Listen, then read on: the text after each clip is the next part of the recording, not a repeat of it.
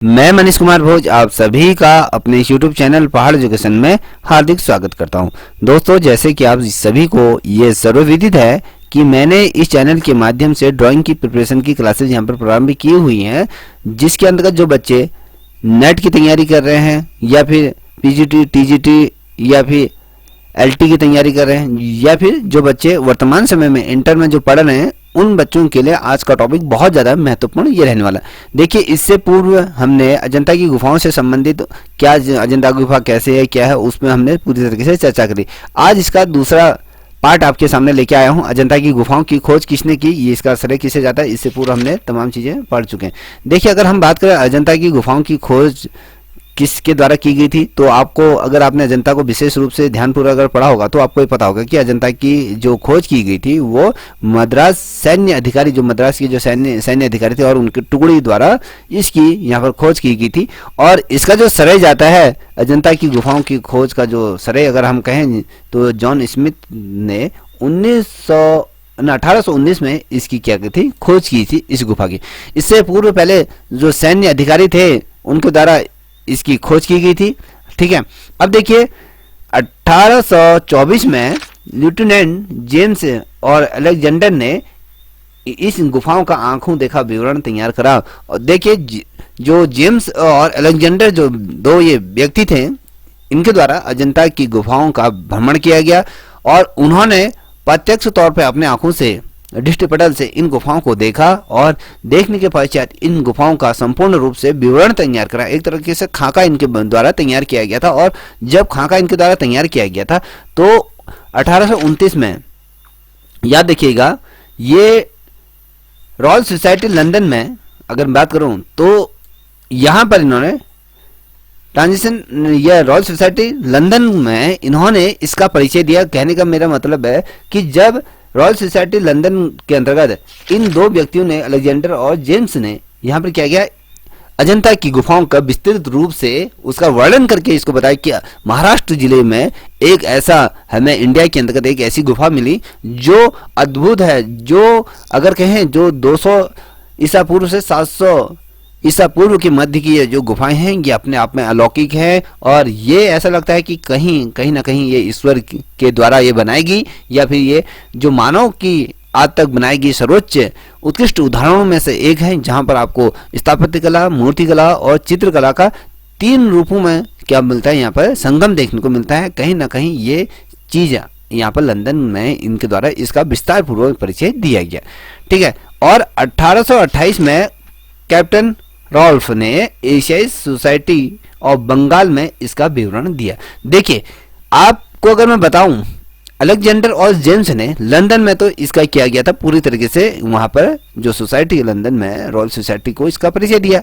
और अगर हम बात करें भारत के अंतर्गत, उस समय क्योंकि ब्रिटिश हुकूमत यहाँ पर रहा करती थी, तो 1828 में तो कैप्टन रॉल्फ ने क्या करा था, एशियाई सोसाइटी को जो बंगाल के अंतर्गत है, बंगाल में इसका पूरा तरीके से क्या गया, विवरण दिया। क्योंकि आपको पता है बंगाल में जो प्रेसिडेंटी जो रही उस समय, तो उनको, अपने उच्च अधिकारियों को इस गुफा के बारे में पूरी तरीके से यहाँ पर जानकारी दी।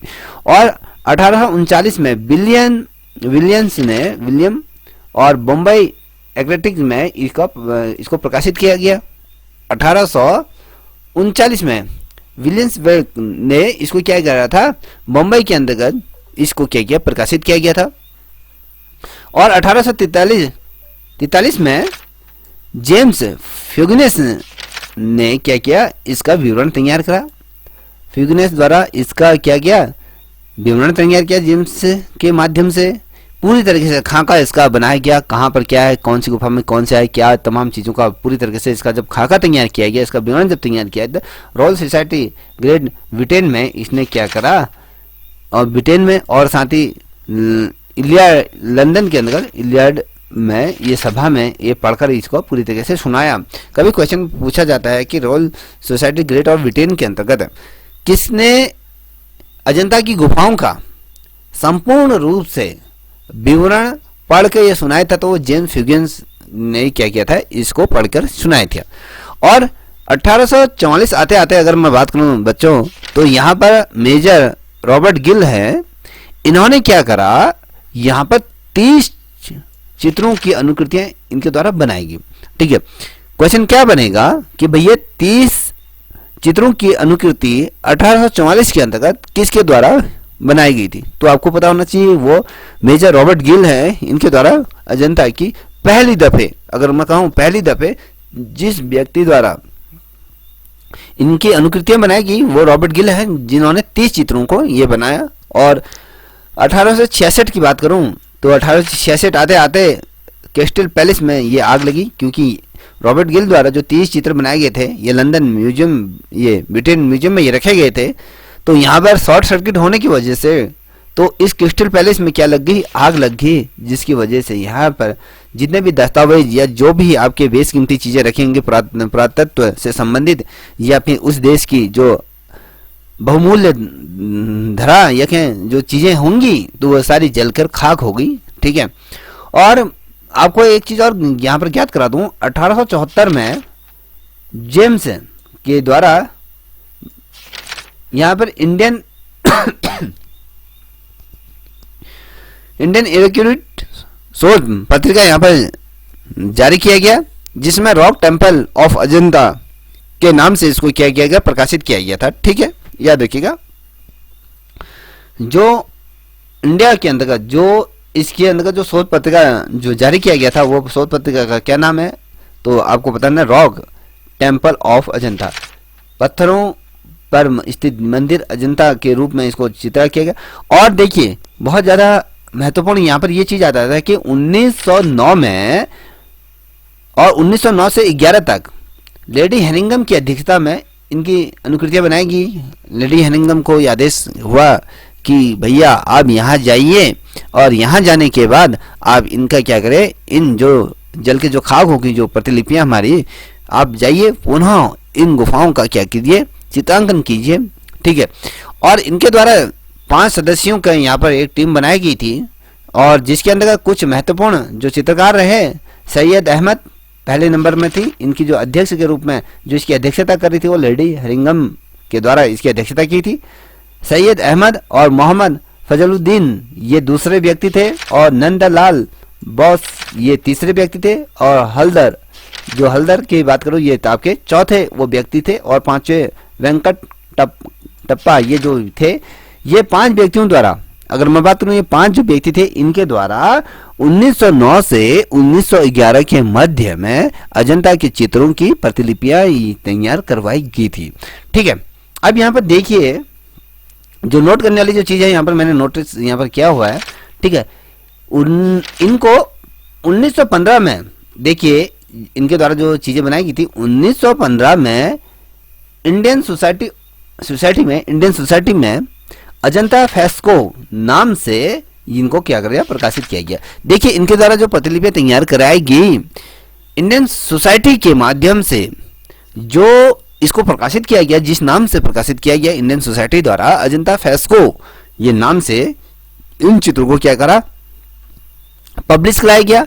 और पब्लिश कराने के जनमानस के सामने इन गुफाओं का विवरण आया।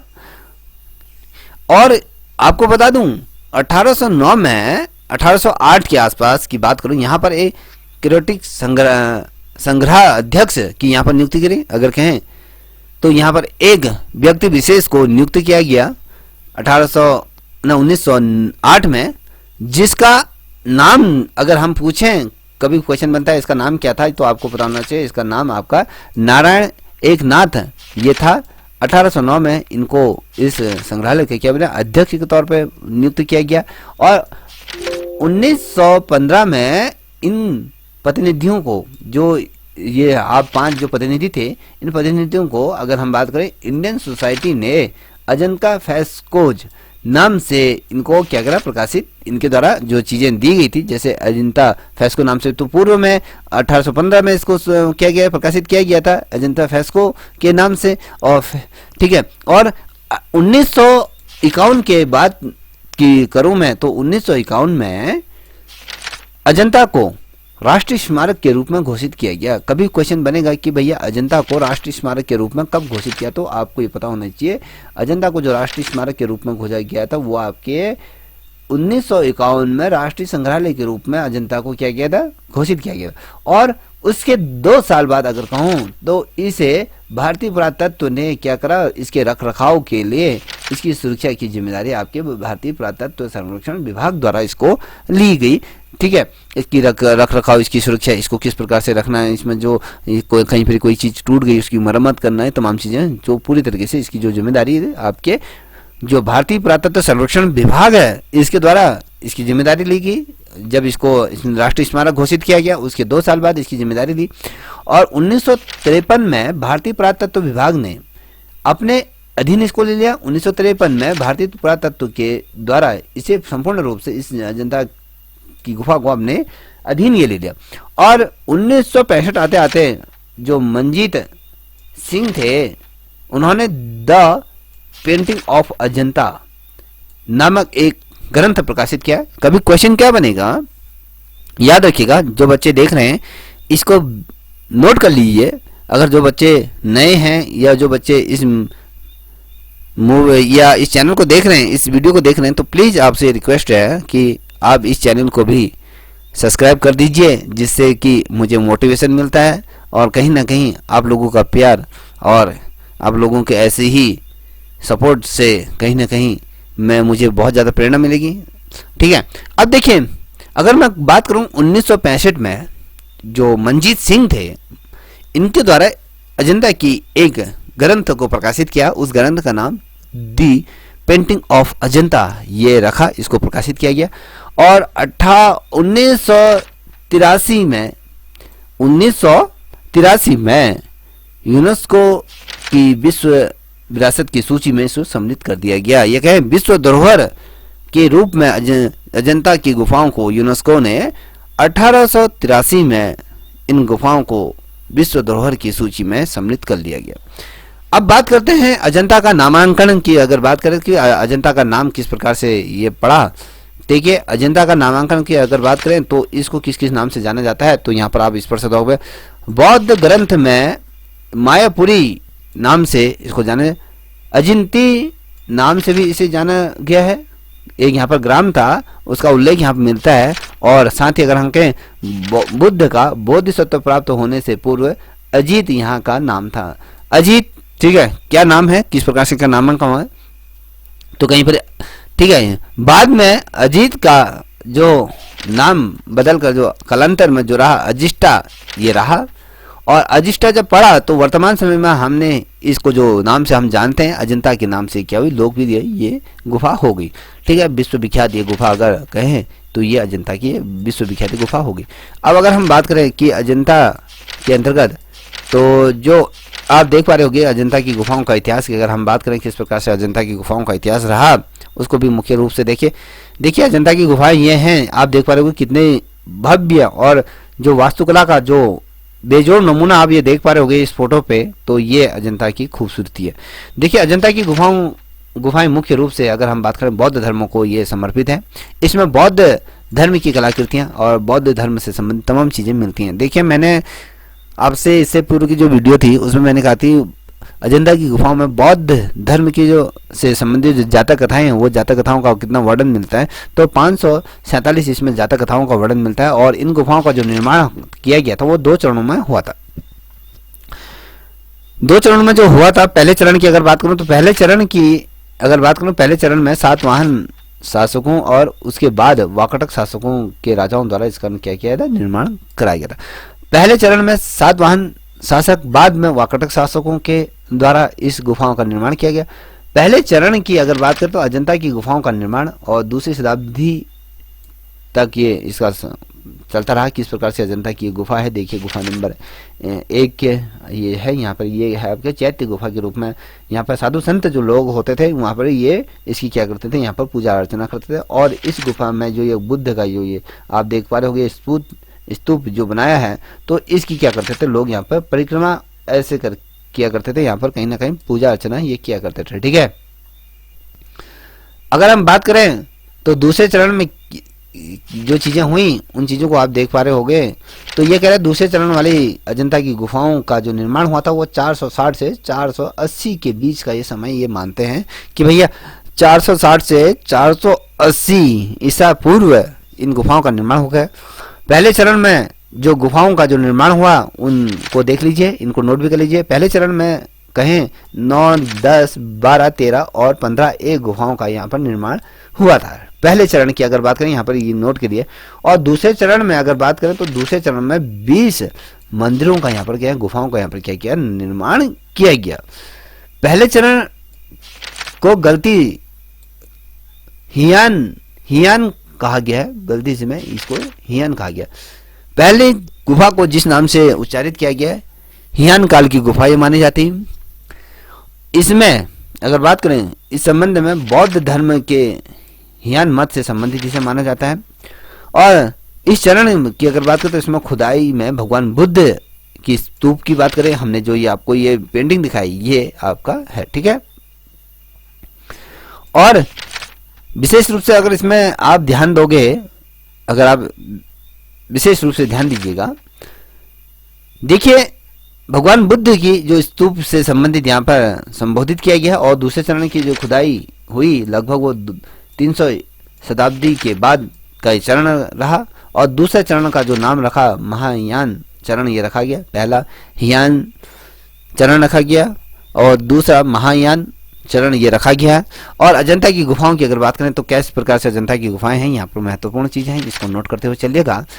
पूर्व से अगर पश्चिम की ओर अगर देखें तो 1 नंबर से 29 नंबर तक की गुफाओं की अगर बात करें तो आपको सभी को पता होगा क्योंकि यहाँ पर आपकी जो 25 गुफाएं हैं आपकी बिहार गुफा के रूप में जानी जाती हैं और 5 गुफाएं आपकी क्या है, चैत्य गुफा। देखिए अब अगर हम ओवरऑल अगर देखें तो यहाँ पर आपके 29 देह हैं यहाँ पर, जबकि हम कहते हैं कि गुफाएं 30 हैं, ठीक है। तो यहाँ पर 15A जो मिली थी उसको भी हम जोड़कर यहाँ पर 30 गुफाएं होती हैं। तो अगर वैसे देखा जाए तो 1 से लेकर 29 तक की जो गुफाएं हैं पूर्व से पश्चिम की ओर देखते हैं तो इसके अंतिम छोर तक अगर देखें तो ये घोड़े की नाल के आकार की ये गुफा अपने आकार लिए हुए है, ठीक है। अगर आपने अजंता की अगर गुफाएं देखी हैं तो ये गुफा आपकी क्या है, जो आकार लिए हुए हैं, ये देखिए ये जो अजंता की गुफा है कहीं ना कहीं घोड़े के नाल के आकार की तरफ से यूं करके पूरा लिया हो गया है। ये आधा ही पिक्चर है, इस प्रकार से पूरा ये लिया हुआ है, ठीक है। ये आपको पता होना चाहिए। ये जब अब हम बात करें जब ये घोड़े के नाल के आकार से संबंधित ये गुफा अगर मानी जाती है तो कहीं ना कहीं इसकी विशेषता ये रही होगी, अगर हम कहें इंग्लिश के यू आकार के शेप में भी से माना जाता है, ठीक है। अर्धचंद्राकार रूप में भी माना जाता है इसको, ठीक है। अब देखिए अजंता में जो 30 गुफाएं हैं इनमें से एक गुफा अपूर्ण है, जिसमें एक गुफा अपूर्ण का मतलब क्या है इसको अभी हम समझेंगे। मैंने इससे पूर्व मैंने कहा कि 15A जो मिली थी बीच में उसको हम बात करेंगे। इसलिए अजंता में सामान्यतः अगर हम बात करें तो 29 गुफाओं का ही जिक्र मिलता है। हमने यहाँ पर 30 गुफाएं कहें क्योंकि एक गुफा अपूर्ण है 15A, ठीक है। इन गुफाओं में 5 गुफाएं आपके चैत्य हैं और जितनी भी शेष गुफाएं जो बच जाती हैं आपकी बिहार गुफा के रूप में ये मानी जाती हैं। अब चैत्य गुफाएं कौन कौन से हैं याद रखिएगा, नंबर 9, 10, 16, 26, 29 ये क्या है आपकी चैत्य गुफा के अंतर्गत इन गुफाओं को माना जाता है। और अजंता की गुफाओं में 6 गुफाएं क्या हैं, बौद्ध धर्म की हियान शाखा से संबंधित रहती हैं। और जो शेष 23 गुफाएं हैं महायान शाखा से ये क्या कहते हैं संबंध है। हियान और महायान ये 2 हैं, इनसे संबंधित। हियान गुफा की अगर बात करें तो यहाँ पर जैसे आपने चैत्य गुफा की अगर बात करें तो ये है आपके 9, 10, 19, 26, 29 ये आप यहाँ देखते हैं। तो हियान गुफा की अगर बात करें तो 8, 9, 10, 12, 13, 15 ये क्या है आपके हियान काल की गुफा मानी जाती है। अब यहाँ पर जो चीज़ें महत्वपूर्ण जो चीज़ आपके सामने रखूँ तो गुफा नंबर संख्या 1 से 2 की अगर बात करूं तो ये पुलकेशिन द्वितीय के काल में नंबर 1 से 2 नंबर की गुफा ये बनी। और नंबर 9 गुफा की अगर बात करें, नंबर 9 जो गुफा है ये सातवाहन शासकों के काल में बनी और ईसा से 100 वर्ष पूर्व की ये गुफा मानी जाती है। यहाँ जो हियान और महायान से संबंधित तमाम चीज़ें यहाँ पर देखने को मिलती है। और ये जो 9वें नंबर की जो गुफा है वो चैत्य गुफा के रूप में हम इसको जानते हैं। और गुफा नंबर 10, 9 और 10 अगर बात करें तो ये वाकाटक काल से संबंधित मानी जाती है। और 9 और 10 को सबसे पुरानी गुफा के रूप में माना जाता है, सबसे पुरानी गुफा के रूप में माना जाता है। अगर प्राचीनतम गुफा की बात करें, देखिए ये क्या कह रहा है, सबसे पुरानी मानी जाती है। इससे भी प्राचीनतम गुफा की अगर बात आती है तो वो गुफा नंबर 10, वो गुफा नंबर 10 है। ठीक है, अगर गुफा नंबर सबसे पुरानी गुफा मानी जाती है, अगर 9 और 10 दिया है तो आप इसे टिक कीजिएगा। अगर सबसे प्राचीनतम पूछा जाता है तो वो गुफा नंबर 10 दिया है। ठीक है, और ये शुंगकालीन ईसा पूर्व की पहली शताब्दी से बाकी चित्रों के पीछे गुप्तकालीन चीजें प्रेरित हुई, गुप्त काल में इन चीजों को बनाया गया। और गुफा संख्या 17 से 16, 17 व 19 जो गुफाएं हैं आपकी गुप्त काल की गुफाएं मानी जाती हैं। इन गुफाओं में सर्वश्रेष्ठ कार्य हुआ है और ये कहें इन गुफाओं को स्वर्ण काल की संख्या दी गई है, याद रखिए। अब गुफा नंबर 8 हो गया, 12 हो गया और 13 हो गया। ये जो गुफा है, ये गुफा में जितने भी चित्र हैं कहीं ना कहीं ये अपना अस्तित्व खो बैठे हैं। इस गुफा के जितने भी चित्र हैं कहीं ना कहीं धुंधले या खराब हो चुके हैं पूरी तरीके से। ठीक है, और अजंता की गुफा नंबर 17 की अगर बात हो, सबसे अधिक चित्र अगर हम आर्ट गैलरी ऑफ अजंता अगर हम कहें तो वो आपकी गुफा नंबर 17 को माना जाता है। ठीक है, अब वहीं 14 से 15 के बीच की गुफा की अगर हम बात करें तो वहां पर एक गुफा मिलती है 15A। ठीक है, 15A गुफा मिलती है 14 से 15 के बीच में 15A नाम की गुफा मिलते हैं। देखिए, अगर अजंता का मुख्य द्वार में जो प्रवेश करते हैं कौन सा है, तो गुफा नंबर 1 के सामने ये मुख्य द्वार बनाया गया है, यहाँ से बनाया गया। और बिना चित्र दृष्टि से अगर जिस गुफा में बिना चित्र हैं, कोई भी चित्र उसमें नहीं है अगर पूछा जाता है तो गुफा नंबर 13 वो है। और जेम्स ह्यूगिन्स के अनुवाद की अगर बात करें किस गुफा का उसने अनुवाद किया था, तो गुफा नंबर 1 का जेम्स ह्यूगिन्स द्वारा ये अनुवाद किया गया था। देखिए, अजंता की गुफा मुख्यतः अगर आप बात करें तो मैंने उससे पूर्व कहा कि आपकी त्रिवेणी के रूप में कहा जाता है, तो वास्तुकला, मूर्तिकला और चित्रकला के रूप में ये यहाँ पर 3 कलाओं का यहाँ पर क्या देखने को मिलता है, संगम देखने को मिल जाता है। ठीक है, और अजंता के भित्ति चित्रों की अगर बात करें तो ये विश्व में अपना विशिष्ट स्थान रखते हैं या उच्च स्थान यहाँ पर रखते हैं। तो अजंता की गुफा आप सभी को पता है कि बौद्ध धर्म से संबंधित है। यहाँ पर प्रकृति, बौद्ध सत्व और जातक कथाओं का वर्णन मिलता है। ठीक है, और साथ ही अगर बात करूँ अजंता की जितनी भी समस्त गुफाओं में जो चित्रों का जो निर्माण किया गया है वो गुफा किया गया है। और अब गुफा नंबर 6 में ही क्या है, चित्र अवशेष बचे। अब सिर्फ 6 गुफाओं में ही विशेष रूप से क्या बचे, चित्र मौजूद हैं। याद रखिएगा 6 गुफाएं आप याद रखिएगा जो ये हैं आपके यहाँ पर देखो 1 2 3 4 5 6।